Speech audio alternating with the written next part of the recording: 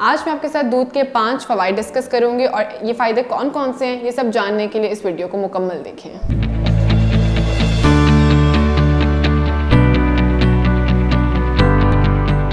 अस्सलाम वालेकुम, I'm Zoha Sohail and working as a senior lecturer Rashidi Medical College and a clinical nutritionist at Marham।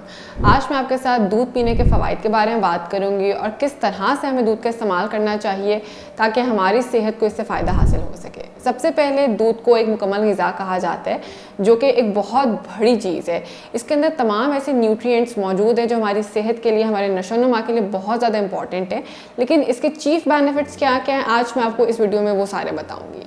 सबसे पहले दूध हमारे लिए, हमारी हड्डियों की सेहत के लिए बहुत इंपॉर्टेंट है। इसमें मौजूदा कैल्शियम, विटामिन डी बच्चों की हड्डियों के लिए, ओल्डर एडल्ट की हड्डियों के लिए, एडोलेसेंट की हड्डियों के लिए बहुत ज़्यादा मुफीद है। सो कोशिश करें कि हर उम्र का जो इंडिविजुअल है वो इसका इस्तेमाल लाजमी करे क्योंकि इसकी जो ज़रूरत है वो हर उम्र के हिस्से के लिए बहुत ज़्यादा ज़रूरी है।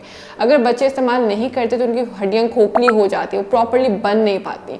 अगर एडोलेसेंट्स इसका इस्तेमाल नहीं करते तो बहुत जल्दी उनकी हड्डियों में फ्रैक्चर जैसे मसाइल आ जाते हैं, ऑस्टियोपोरोसिस का मसला आ जाता है।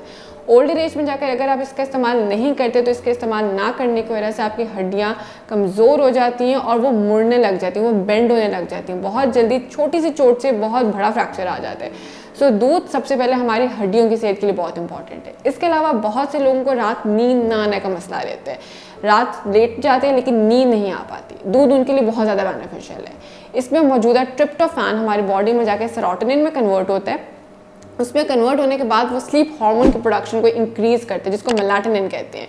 जब आपकी बॉडी में नेचुरली स्लीप हार्मोन अच्छे तरीके से बनता है, अच्छी अमाउंट में बनता है तो आपकी वो नींद को बहुत ज़्यादा इंप्रूव कर लेता है। तो जिन लोगों को नींद ना आने का मसला है वो रात सोने से पहले 1 गिलास दूध का ज़रूर इस्तेमाल करें।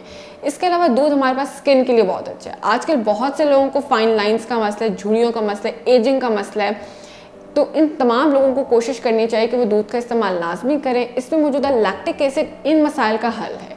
तो जिन लोगों को ये सब मसाइल वो बेसिकली अपनी स्किन के ऊपर टॉपिकली तो अप्लाई करें लेकिन टॉपिकल एप्लीकेशन के अलावा अपनी डाइट में उसको कंज्यूम करें क्योंकि जब आपकी डाइट अच्छी होती है तो उसका अल्टीमेट रिजल्ट आपकी स्किन के ऊपर नज़र आता है।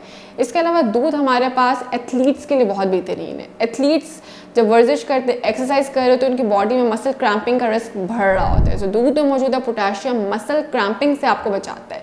सो एथलीट्स इसका इस्तेमाल लाजमी करें। और इसके साथ साथ वो लोग जो मसल मास बढ़ाना चाहते हैं, जो चाहते हैं कि उनके मसल्स बहुत ज़्यादा अच्छे तरीके से बढ़ जाए, जिनका मसल मास ज़्यादा हो, दूध उनके लिए बहुत इंपॉर्टेंट है। इसमें मौजूदा वे प्रोटीन मसल मास को इंक्रीज़ करने में इंपॉर्टेंट रोल प्ले करती है। अब सवाल ये आता है कि दूध को कौन कौन से लोग किस किस तरह से इस्तेमाल करें।